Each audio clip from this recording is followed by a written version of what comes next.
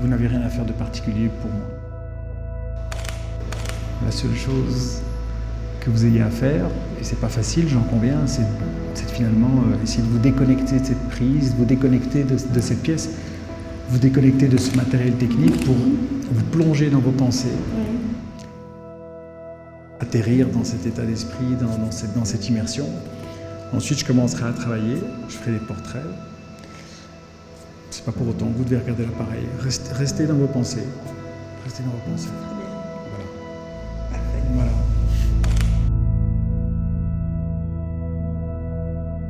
Le Covid a laissé des traces. C'est important de les symboliser et qu'on puisse se parler des traces que le Covid a laissées en nous comme travailleurs et comme personnel hospitalier. Traces pour moi, c'est un hommage aux soignants et aux travailleurs des hôpitaux Iris, à leur humanité, leur solidarité et à leur engagement pendant toute cette période Covid. Le défi, c'était vraiment de susciter l'adhésion du personnel. Et en cela, je pense qu'on a bien réussi, puisqu'au total, 150 personnes ont accepté de se faire photographier par Gaëlle Turine et plus de 100 personnes ont déposé un témoignage. J'ai accueilli des paroles écrites, j'ai accueilli des témoignages audio. Et moi, ça m'a donné l'impression, alors que, comme tout le monde, j'étais confinée, d'être vraiment au cœur des choses. Donc pour moi, c'est un grand cadeau, la confiance de toutes ces personnes. 155 vécus, 155 histoires qui se racontent, avec des personnalités très différentes qui ont laissé tomber les masques, laissé tomber les boucliers, et d'autres qui ont fait preuve de beaucoup plus de retenue, de contenance. Et de toutes ces multiples facettes va émerger un livre, c'est le livre Traces.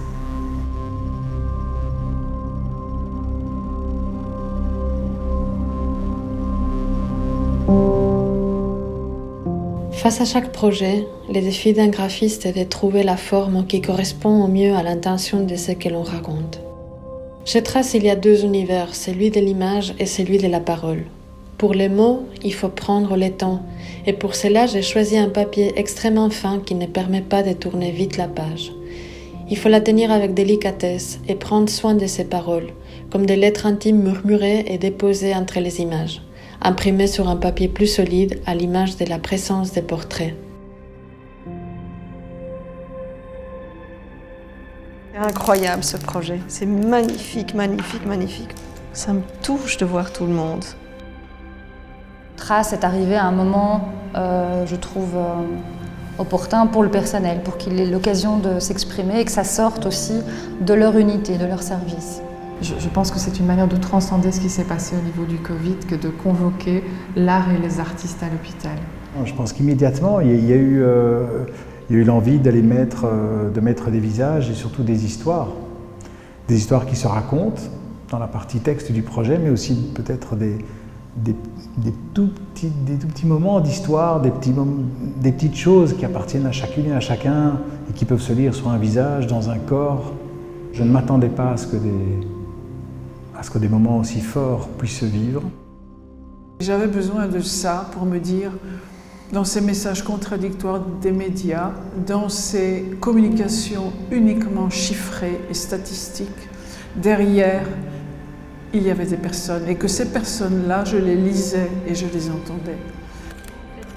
Alors c'est pas évident de parler de... Les gens que j'ai vus sont travaillés très Une proches. seule chose, c'est de soigner le patient et de retirer l'affaire. La force de Traces, c'est pouvoir partir de témoignages individuels et de donner plus de force et de créer une œuvre collective très puissante.